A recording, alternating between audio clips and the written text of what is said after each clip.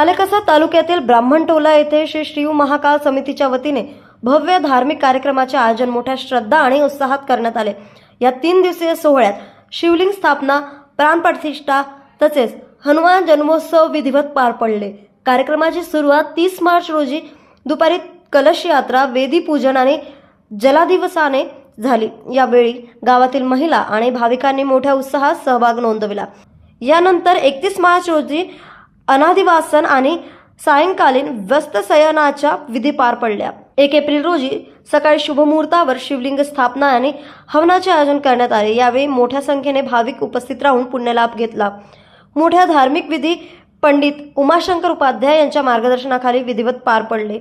2 April रोजी हनुमान जन्मोत्सवानिमित्त संध्याकाळी 6 वाजता शिव महाकाल मंदिरातून भव्य रॅली काढण्यात आली। या रॅलीने संपूर्ण गावाचा फेरफटका मारला। भजन, कीर्तन, ढोल ताशे आणि जयघोष आणि वातावरण भक्तिमय झाले।